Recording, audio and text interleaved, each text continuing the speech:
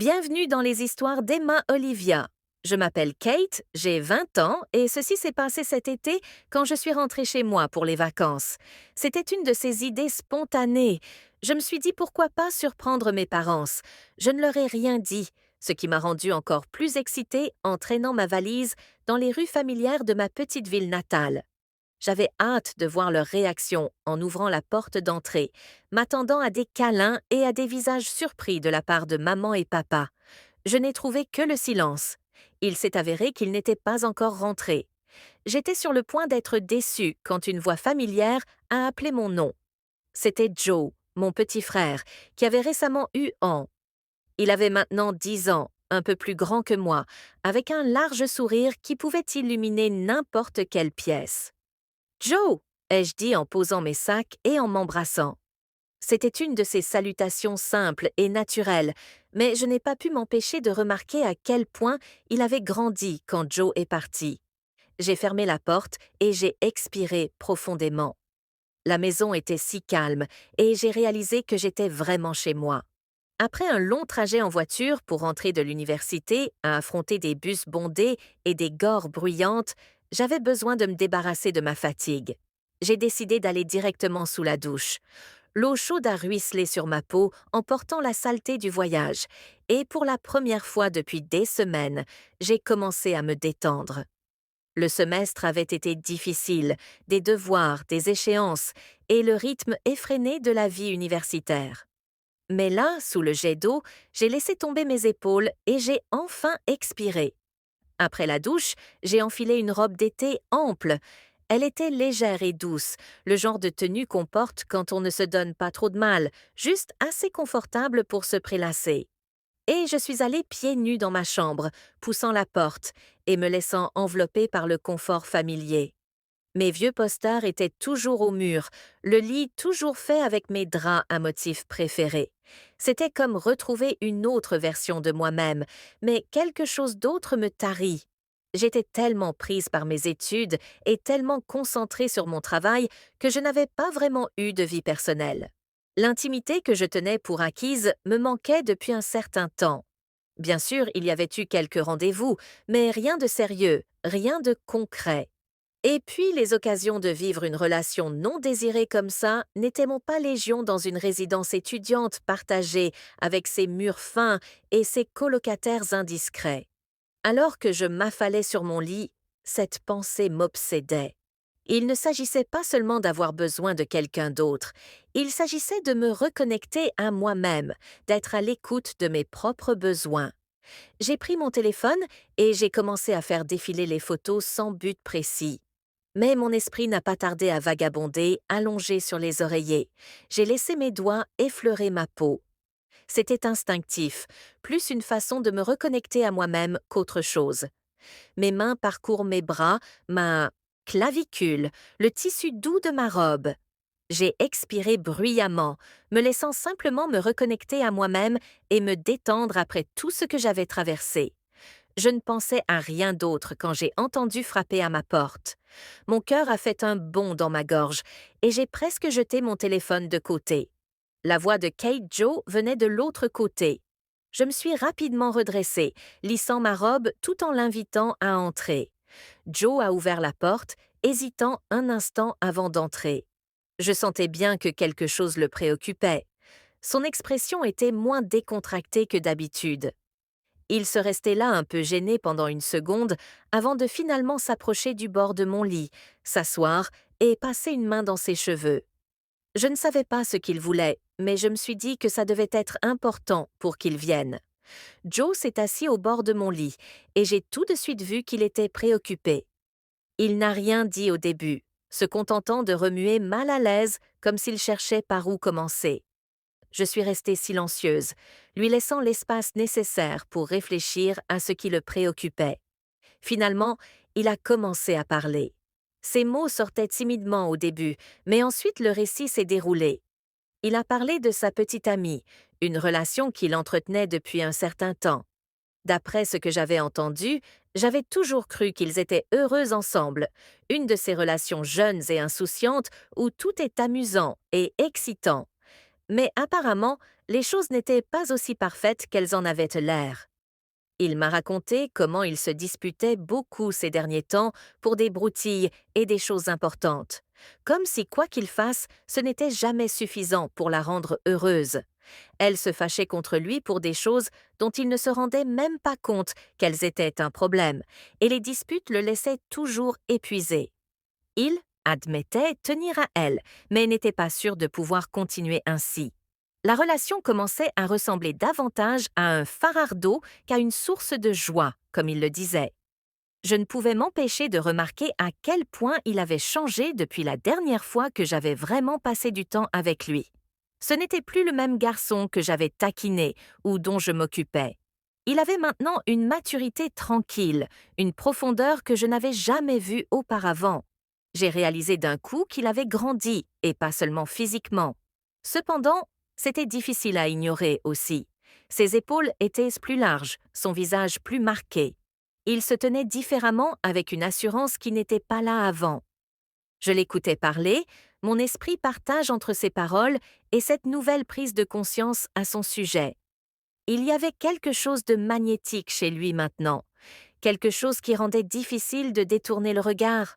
C'était étrange, presque troublant de le voir sous ce nouveau jour. Il n'arrêtait pas de dire « Oh, je m'ouvre plus que je ne l'avais jamais vu auparavant ». Il parlait de combien c'était épuisant. C'était comme s'il était toujours celui qui essayait de réparer les choses dans sa relation, toujours celui qui s'excusait, même quand il pensait n'avoir rien fait de mal. Il a admis avoir pensé à rompre avec elle, mais il n'était pas sûr d'en être capable. Je voulais le réconforter, lui dire quelque chose qui le réconforterait, mais les mots ne semblaient même pas suffisants. Alors, j'ai fait ce qui était naturel. Je me suis penchée et je l'ai enlacé. Ce n'était pas une étreinte par politesse ou par habitude. C'était sincère, une façon de lui dire sans mots que je comprenais que j'étais là pour lui. Alors que nous étions assis là, mes bras autour de lui, quelque chose changea dans l'air. Je ne sais pas si c'était la façon dont il se détendait contre moi ou la chaleur de sa présence. Mais soudain, je pris conscience de lui avec une intensité extrême, de la façon dont ses cheveux effleuraient de ma joue, du léger parfum de son eau de Cologne, de la façon dont sa respiration se calmait sans même y penser. Ma main se posa sur ses cheveux et les repoussa doucement. Ils étaient doux sous mes doigts et je me surpris à suivre la ligne de sa mâchoire, puis à descendre jusqu'à son cou. C'était un geste innocent mais chargé d'émotion. Je le sentais se détendre encore davantage sous mon contact en me penchant légèrement vers lui. Mon esprit s'emballait tiraillé entre ce que je faisais et ce que je devais faire. Je ne savais pas pourquoi je continuais, pourquoi je ne revenais pas en arrière. Peut-être était-ce la façon dont il m'ancrait dans le présent, ou peut-être étaient simplement les émotions du moment, quoi qu'il en soit, je n'ai pas pu m'arrêter. Je ne me souviens même pas d'avoir pris cette décision, mais à un moment donné, j'ai pris sa main dans la mienne et l'ai posée sur ma jambe. C'était impulsif, le genre de choses qu'on fait avant de pouvoir se raisonner. Je l'ai vu se figer un instant, visiblement pris au dépourvu. Puis ses mains se sont posées là où je les avais placées. Je pouvais percevoir son hésitation, mais aussi sa curiosité. Sa main était chaude. Ses doigts étaient d'abord hésitants, comme s'il ne savait pas s'il devait bouger ou rester immobile. Lentement, il a commencé à tracer de petits cercles le long de ma cuisse, remontant de plus en plus haut à chaque passage. Mon cœur battait la chamade, et je sentais la chaleur monter en moi. Je ne savais pas où cela allait me mener, mais je ne pouvais pas m'empêcher de le faire. Tous mes nerfs étaient en alerte maximale, réagissant à ces caresses comme je ne l'avais pas fait depuis si longtemps. Nous sommes restés ainsi pendant ce qui m'a semblé une éternité. Sa main se déplaçait doucement, explorant mon corps tandis que je me blottissais contre lui, le visage enfoui dans le creux de son cou. Ses épaules étaient plus larges, son visage plus marqué. Il se tenait différemment, avec une assurance qui n'était pas là avant. Je l'écoutais parler, mon esprit partagé entre ses paroles et cette nouvelle prise de conscience à son sujet. Il y avait quelque chose de magnétique chez lui maintenant, quelque chose qui rendait difficile de détourner le regard. C'était étrange, presque troublant de le voir sous ce nouveau jour. Il n'arrêtait pas de dire « Oh, je m'ouvre plus que je ne l'avais jamais vu auparavant ». Il parlait de combien c'était épuisant. C'était comme s'il était toujours celui qui essayait de réparer les choses dans sa relation, toujours celui qui s'excusit, même quand il pensait n'avoir rien fait de mal. Il a admis avoir pensé à rompre avec elle, mais il n'était pas sûr d'en être capable. Je voulais le réconforter, lui dire quelque chose qui le réconforterait, mais les mots ne semblaient pas suffisants. Alors, j'ai fait ce qui était naturel. Je me suis penchée et je l'ai enlacé. Ce n'était pas une étreinte par politesse ou par habitude. C'était sincère, une façon de lui dire sans mots que je comprenais que j'étais là pour lui. Alors que nous étions assis là, mes bras autour de lui, quelque chose changea dans l'air. Je ne sais pas si c'était la façon dont il se détendait contre moi ou la chaleur de sa présence, mais soudain, je pris conscience de lui avec une intensité extrême, de la façon dont ses cheveux effleuraient de ma joue, du léger parfum de son eau de Cologne, de la façon dont sa respiration se calmait sans même y penser. Ma main se posa sur ses cheveux et les repoussa doucement. Ils étaient doux sous mes doigts, et je me surpris à suivre la ligne de sa mâchoire, puis à descendre jusqu'à son cou. C'était un geste innocent, mais chargé d'émotion. Je le sentais se détendre encore davantage sous mon contact en me penchant légèrement vers lui. Mon esprit s'emballait, tiraillé entre ce que je faisais et ce que je devais faire. Je ne savais pas pourquoi je continuais, pourquoi je ne revenais pas en arrière. Peut-être était-ce la façon dont il manquerait dans le présent, ou peut-être étaient simplement les émotions du moment, quoi qu'il en soit, je n'ai pas pu m'arrêter. Je ne me souviens même pas d'avoir pris cette décision, mais à un moment donné, j'ai pris sa main dans la mienne et l'ai posée sur ma jambe. C'était impulsif, le genre de choses qu'on fait avant de pouvoir se raisonner. Je l'ai vu se figer un instant, visiblement pris au dépourvu. Puis ses mains se sont posées là où je les avais placées. Je pouvais percevoir son hésitation, mais aussi sa curiosité. Sa main était chaude. Ses doigts étaient d'abord hésitants, comme s'il ne savait pas s'il devait bouger ou rester immobile. Lentement, il a commencé à tracer de petits cercles le long de ma cuisse, remontant de plus en plus haut à chaque passage. Mon cœur battait la chamade, et je sentais la chaleur monter en moi. Je ne savais pas où cela allait me mener, mais je ne pouvais pas m'empêcher de le faire. Tous mes nerfs étaient en alerte maximale, réagissant à ces caresses comme je ne l'avais pas fait depuis si longtemps. Nous sommes restés ainsi pendant ce qui m'a semblé une éternité. Sa main se déplaçait doucement, explorant mon corps tandis que je me blottissais contre lui, le visage enfoui dans le creux de son cou. Maintenant, je me surprenais à le regarder en cachette, à remarquer des petits détails que je n'avais jamais vus auparavant, la façon dont sa mâchoire se crispait lorsqu'il était plongé dans ses réflexions, la façon dont ses cheveux lui tombaient sur le front, sa façon de bouger à chaque fois que nos chemins se croisaient. Mon cœur s'emballait un peu et je me surprenais à trop analyser chaque interaction. A-t-il remarqué la façon dont je le regardais? A-t-il ressenti la même chose que moi ou essaya-t-il simplement d'oublier, de passer à autre chose comme si de rien n'était? J'ai essayé de me distraire, mais rien n'y faisait. Mes parents étaient occupés par leurs propres affaires pendant la majeure partie de la journée, me laissant trop de temps pour réfléchir. Je revivais sans cesse la scène dans ma chambre, imaginant toutes ces façons dont les choses auraient pu se passer différemment. Et si la porte ne s'était pas ouverte à ce moment-là? Et si nous ne nous étions pas arrêtés? Les questions étaient sans fin et ne faisaient que me rendre plus agitée ce soir-là. Mon père est entré dans le salon où j'étais assise, faisant défiler distraitement mon téléphone. Il s'est excusé, disant que ma mère et lui devaient sortir pour la soirée afin de régler des affaires. Il était désolé de m'avoir laissée seule, surtout que je venais de rentrer, mais j'ai balayé ses excuses d'un revers de main, lui disant que ce n'était rien. Dès qu'il fut reparti, la maison devint étrangement silencieuse. Il n'y avait que moi et Joe, et le silence semblait amplifier le moindre bruit. J'essayais de me concentrer sur quelque chose, de lire, de regarder pour faire autre chose que de laisser mes pensées vagabonder. Le silence de la maison ne faisait qu'empirer les choses, laissant mon esprit vagabonder et revenir à la façon dont sa main avait été sur ma jambe, à la façon dont je me sentais lorsque nous étions si proches. Je ne sais pas quand cette idée m'est venue, mais une fois qu'elle était là, il était impossible de l'ignorer. J'essayais de me raisonner, de me convaincre, mais la tentation était trop forte. Le souvenir de la veille était encore trop vif, trop vivace. Et la curiosité de ce qui pourrait arriver si je ne me retenais pas était trop forte. Cette fois-ci, la tentation était trop forte. Il était tard quand je me suis enfin décidée. La maison était sombre et silencieuse, et j'entendais le léger souffle de Joe à travers les murs fins. Mon cœur battait la chamade, tandis que je me dirigeais vers ses chambres, mes pieds nus silencieux sur le parquet. Quand j'ouvris la porte, je le vis allongé sur le côté dos à moi.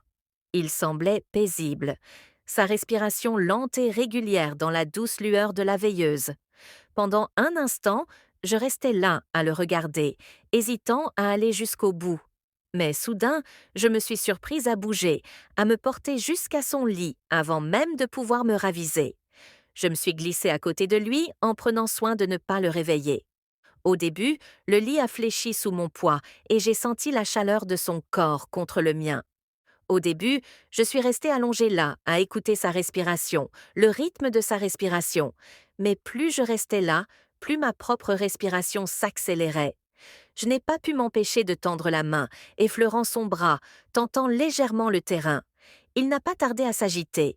Sa respiration changeant alors qu'il commençait à se réveiller. Il s'est tourné sur le dos, clignant des yeux, déconcerté en réalisant ma présence.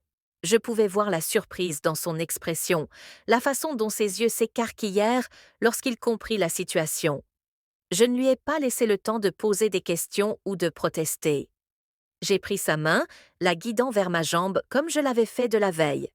Il a hésité un instant, ses muscles se contractant sous ma main, puis il s'est détendu, me laissant le guider. Les instants suivants semblables à un appât. Mes sens s'aiguisèrent autour de moi la chaleur de sa main et la façon dont ses doigts bougèrent d'abord timidement, puis avec plus d'assurance à mesure qu'il se sentait à l'aise. Mon cœur battait la chamade, ma peau frissonnait, et je me suis complètement perdue dans...